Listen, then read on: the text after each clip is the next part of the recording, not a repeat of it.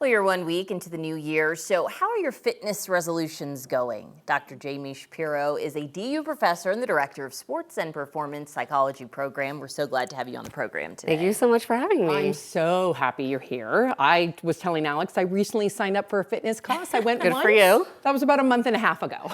Okay. Oh, you only went one time? I went once and I loved it, and then the holidays happened and I've yet to go back. And I know this Friday's Quitter's Day, which is where a lot of people, that's when they quit. They can no longer stick to their New Year's resolutions. How do we avoid Quitter's Day? I feel like I've already done Quitter's Day. A lot of people, when they set New Year's resolutions, they're often these really lofty goals. And that's what New Year's resolutions are, they're goals. So oftentimes we set this big goal and we expect quick change and we expect it to be life-changing results. And if we don't see that, sometimes we just give up. Or we have this all or nothing thinking, like, oh, I wanted to go to the gym 5 times, but I only went once. And so why bother? I'm just not going to do it ever again. She pointed at you. She only went one time. But it's so true. And even half of the people who get beyond Friday will then quit within, 6 months? Yes. So how do you keep that stamina and that longevity? Yeah, I think setting realistic goals is really key. Some people may have heard of SMART goals, which are specific, measurable, adjustable, realistic, and time-based.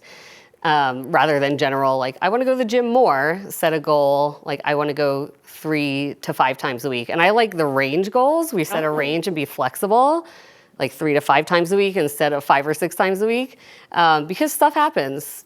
People get sick, we have work, we have families, we have life, and things get in the way. So setting that range goal, being flexible, being kind to yourself is really important.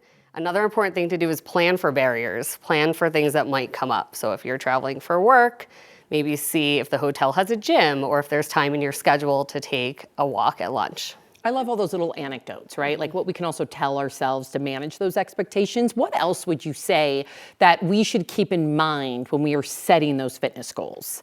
Think of your why. So for your motivation, why are you doing this? Why is it important for you to be active and do this physical activity?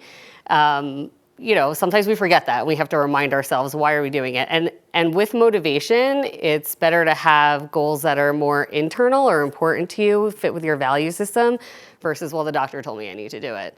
But no, this is important to me and I'll be more healthy and live longer for my kids. That would be more of an internal motivation. Even if you don't think the act of exercise is fun, if you think it's important, you'll prioritize it and make time for it. Is it important to make sure you're going and you're fulfilling your goals to do something that you like to do? Because I forced myself, and I forced myself, I did berries for 6 months. Getting up to my wedding, I hated every second of it. But what was your motivation? What was getting married. Right. Getting in that wedding. But then what? Oh, yeah. Smoothie. They do have delicious smoothies, so I would make sure I got a smoothie every time. Honestly, whatever gets you there. Right. Whatever gets you there. But I didn't enjoy doing it. Right. And I think that's okay. Not everyone's going to enjoy it. I think you will last longer if you can find something you enjoy about being physically active. So I like group classes, for instance, and I like that sense of belonging and being there with other people and having an instructor to motivate me rather than me motivate myself. So that I enjoy, but do I enjoy doing burpees during the fitness class? Not really.